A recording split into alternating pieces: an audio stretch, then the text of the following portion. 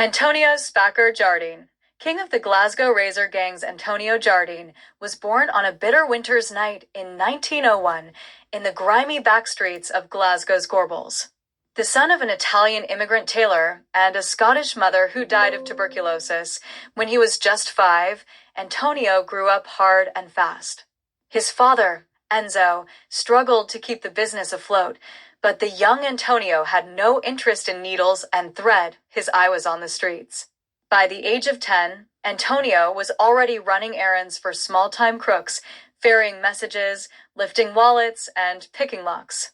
His sharp wit and cold-eyed charm earned him the nickname Spacker, a Gorbals slang word meaning schemer or operator. By 15, Spacker was running his own crew, specializing in smash-and-grab raids on pawnshops and illegal betting dens. The 1920s brought a wave of violence to Glasgow. As Prohibition gripped America, Scottish gangs mirrored the rise of organized crime, driven by smuggling, extortion, and vice. The razor, a fearsome weapon easily concealed and devastatingly effective, became the signature of Glasgow's street warriors, and no one wielded it with more flair than Spacker Jardine. By 1923, Spacker had stitched together a coalition of toughs, drunks, and ex-soldiers returning from the Great War, bitter and brutal. They called themselves the Jardine Boys, but the papers dubbed them the Razor Lords. Spacker's genius lay in his ruthlessness, but also his strategy. Where rival gangs brawled blindly, Spacker planned. He bribed the right coppers, secured smuggling routes through the docks, and set up a network of informants across the city. His rise wasn't without blood.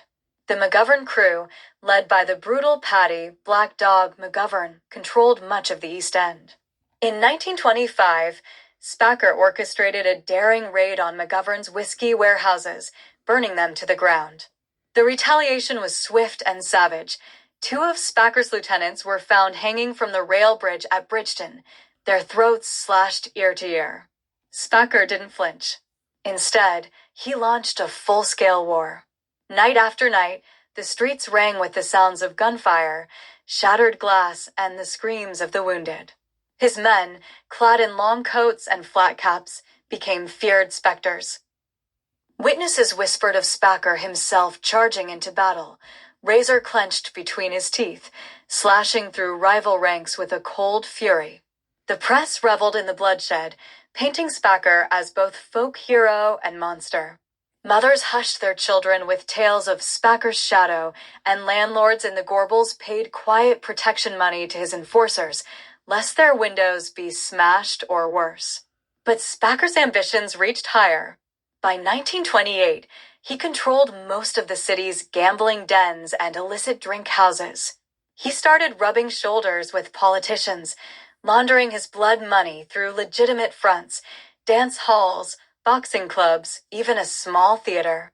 He dreamed of going respectable, of becoming more than just a street thug. Yet with power came enemies. The police, humiliated and under pressure, formed a special unit known as the Iron Division, dedicated to breaking the gangs. Led by Inspector Malcolm Fraser, a hard-nosed veteran of the war, the division made Spacker their prime target. Fraser wasn't swayed by bribes or threats, and he took it personal. In 1930, Fraser's men raided one of Spacker's gambling clubs, seizing ledgers that detailed bribes to politicians, judges, and even rival gang leaders. Suddenly, Spacker's carefully woven web began to unravel. Allies fled, rivals circled, and whispers of betrayal spread. Spacker grew paranoid, retreating into his fortified townhouse, surrounded by bodyguards. But Spacker wasn't one to go down quietly. In April 1932, Fraser received a tip. Spacker and his inner circle were holed up at a safe house near the Clyde, planning a violent comeback. Fraser moved fast, assembling a strike team. At dawn, under a cold gray sky, they surrounded the building. Inside, Spacker paced like a caged animal, razor flashing in his hand. His men were armed and ready: shotguns, pistols, even a Lewis gun stripped from an old army depot. When the police stormed in, all hell broke loose. Bullets punched through walls. Men screamed. Smoke choked the narrow halls. Spacker himself led the defense, cutting down 2 officers with a sawed-off shotgun before retreating to the roof. Fraser pursued him, battered and bloodied. On the rooftop, the 2 men faced off, the legendary gang leader and the relentless cop. Spacker lunged with his razor, but Fraser fired, once, twice. Spacker staggered, blood blooming on his shirt. Still, he didn't fall.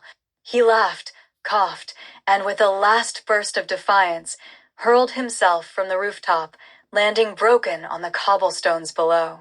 Antonio Spacker Jardine died as he had lived, bold, violent, and unrepentant.